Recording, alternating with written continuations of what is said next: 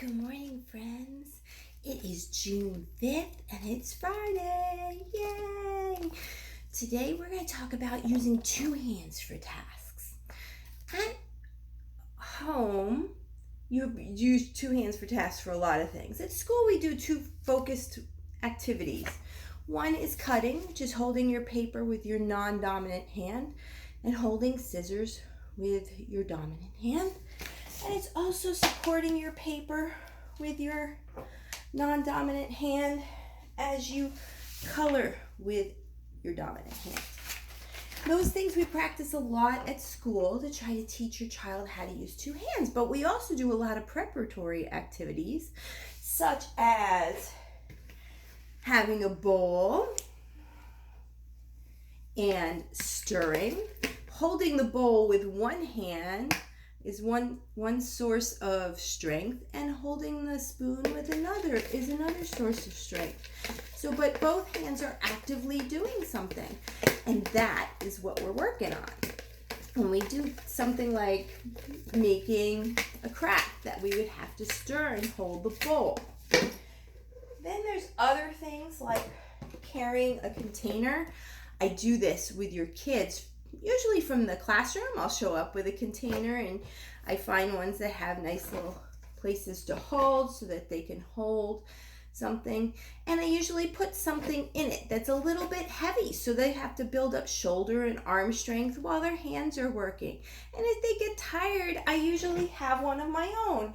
And I would say, mine's usually lighter because I'm trying to make sure they have a chance to ask for a break. I'm like, do you want to trade? So then I would trade with them and have them carry the other one down that may have less in it, but more, but not as heavy. So it gets different requirements to the task.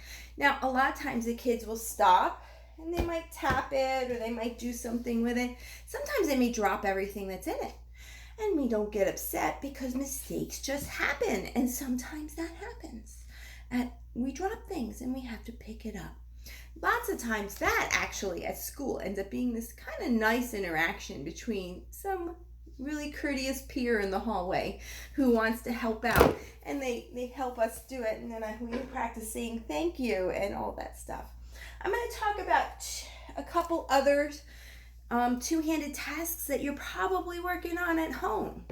One is putting socks on. I know we did this when we did socks, and we might do it again next week, because next week I think I'm going to review everything that we should be working on while we're home over the summer, because next week's going to be the last week of the videos of the day.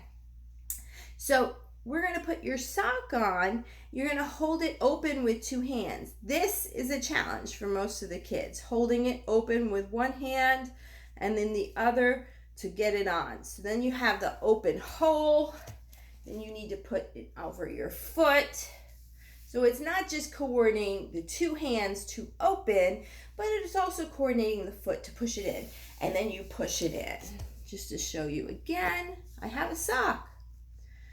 I'm not holding it with one hand, I'm holding it with two hands, opening it up and sliding my foot.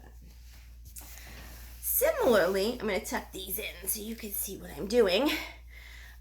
Similarly, we're going to talk about pants. Some kids do get their pants in by holding one side and getting their foot in, and then the other side, and then dropping the other side and letting the foot get in. But typically, we would hold pants with two hands. You would put one foot, you'd hold it with two hands, you'd hold it open so it's big enough for your foot to go inside. And then you put one foot in, still holding, I haven't let go yet. Put the other foot in, I'm still holding, and then I stand up, I'm still holding, and I pull up in the front. Then I slide my hands around and I go up in the back. So now I have my pants on too. And the last thing we're going to talk about is how we coordinate for putting a shirt on. So when we put on a shirt, we have it all rolled up into one thing. I got a hood here, which is going to make it hard to see. Sorry about that. You're gonna have it all rolled up to the hole which is your head, where your head goes in. and you're going to put it over. So that's 2 hands putting it over. You don't put it over with one hand because then you get stuck and it wouldn't work. We'd be stuck there. Uh-oh, we're stuck. So what do we have to do? You take 2 hands and pull it down.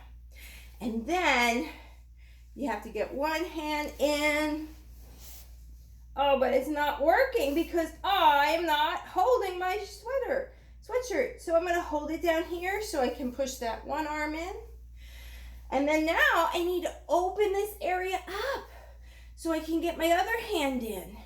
And then I put it in, but I didn't use 2 hands. And what happens? It's all stuck up here. That's not comfortable. So I'm going to take my hands and I'm going to pull down. And in the back again, pull down. So using 2 hands is really, really important. And I hope that you practice that every day with your moms and dads. Bye, guys.